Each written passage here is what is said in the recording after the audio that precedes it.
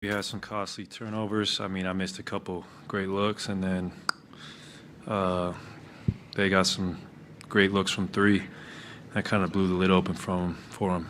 And when you go 51% on 41 shots from the perimeter, it's hard to beat a team that way.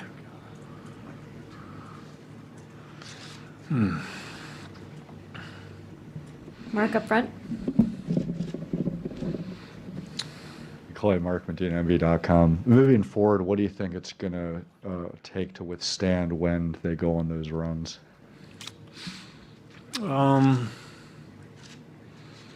Just trusting each other on both sides of the ball. You know, I missed some rotations. We just got to be better as far as being on the string together and moving and hitting the open man. It was a tough loss, especially the way we did lose, you know, squandering a 15-point lead.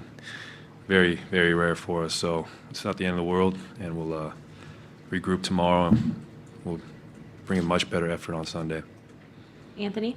Yeah, without looking at the tape, obviously, I mean, do you feel comfortable with the threes you gave up, to who you gave them up to, or did you feel like, there was a lot of defensive breakdowns within that? No, because they were great looks for them,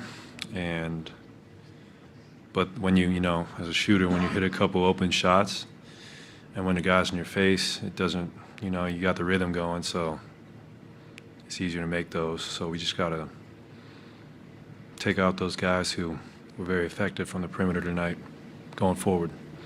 Kareth?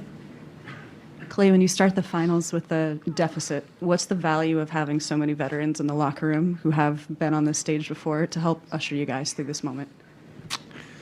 Well, it's first to four, not first to one, and we all have been through situations like this, and we realize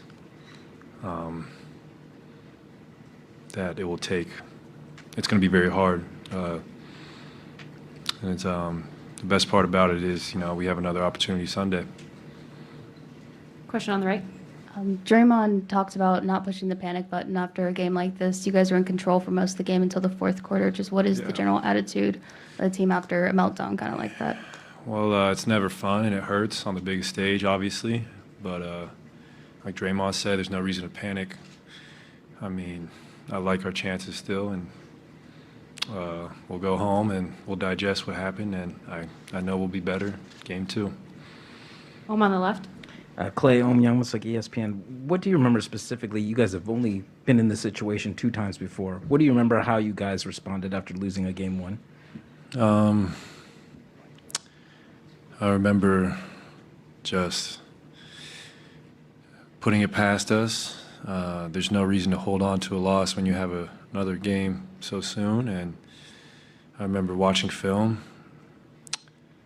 and realizing there's many things we can do better and applying those strategies. So it's pretty simple, and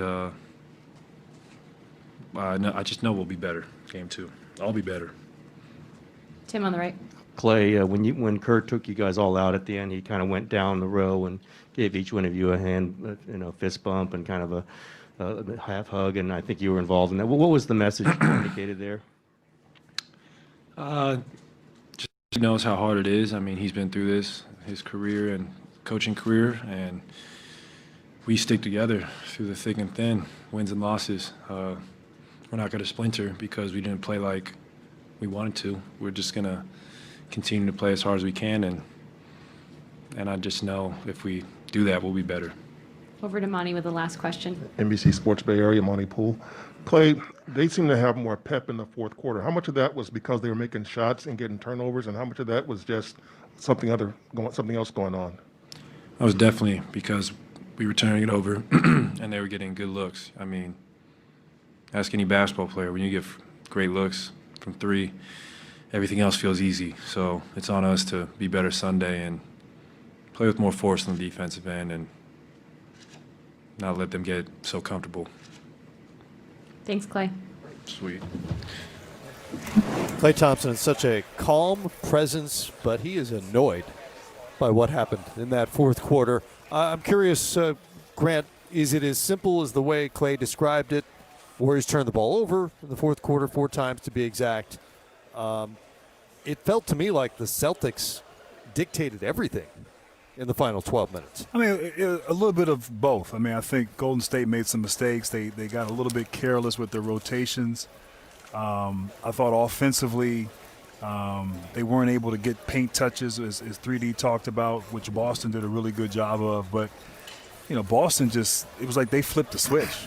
And I think, Steve's saying all night here, impactful threes. Like, Jaylen Brown came out and got that going. They got some momentum, got some confidence, and then it just kind of spread amongst the whole team from the three-point line. And, look, this team has been battle-tested. This team has gone through it. This team went through adversity at the start of the season. Their whole year has been about building that toughness, that grit, that resiliency. And Golden State, in the playoffs, they've been comfortable. He talked about comfortable in a different context, but they've been comfortable. They've had sort of easy run thus far. Now they've been knocked back, and it'll be interesting to see how they respond. I believe they will respond. A lot of character in that locker room, a lot of pride. But this Boston team's for real. This team is for real. This team's great. Guys like that, you got to put them away. So check this out. Got to put them down, Grant. Tonight was the third time that a team with at least 100 aggregate games of finals experience played a team with none whatsoever, and the Celtics are the first of those three teams to actually come out with a win. There's Derek White making his way to our set. First finals game for him. He's played in some big playoff games as a Spur, played for Team USA as well, but never had a bigger night given the situation than he did tonight. Come on in, Derek. Come on in. With the Beatles He's got his hoodie on. Beatles I like the sweatshirt. Beatles. I like the Beatles hoodie. I like that. Congratulations. How's it going, Derek? We'll get you hooked up here. Good game. What's up, man? Congrats. Congratulations to you. Let us know when you can hear us so we can ask you questions. We can start firing away. I here. hear you. You got You the good? Janet Jackson headset. Control. Can you explain what just happened in that fourth quarter? I mean, we just got some stops. That third quarter, they kind of did whatever they want. So, buckled down, got some stops, got on transition, moved the ball, and good things happened for us. And was something said between quarters? I mean, it looked like you looked like a different team all of a sudden. Yeah, we knew they were going to make runs, but we just got to stick together, stay with it, know that we're going to make a run right back. And I think we started the fourth quarter off really well, and that was big for us. Be honest. After the win in Miami, you're going to the finals. What's the mindset of the team? What are you thinking? How are you acting? How's practice? What are you guys talking about? And don't give me no corporate answer because we all been there. I want to know the truth. Especially for a young team with no experience. Yeah, we celebrated at that moment. Flew back to Boston that night. Kind of had an off day, relax, get our bodies right, and then fly back this long flight to Cali. But just a lot of film, not much court time, but just film. And kind of got a little surprised by their speed and their pace, but did a good job of answering back. Derek, go ahead, Grant. I'm sorry, Derek. We talk about your team and certainly Ime Udoka. It seems like he's always composed, never gets rattled. In these moments, that third quarter, they made a beautiful run. What does he say to keep you guys upbeat? Or do you guys sort of police each other or is that just a resiliency that this group has? But I'm just curious, Udoka, how he approaches you guys in game and manages a beautiful run that they had in the third quarter. Yeah, I think it's a little bit of both. Al does a great job just keeping us locked in. Smart says what he says, and then Coach comes in and kind of just settles us down and tells us, we just got to lock up, we got to lock in. They were a little too comfortable there in the third quarter, and he just kind of let us know that, and we responded well. Derek,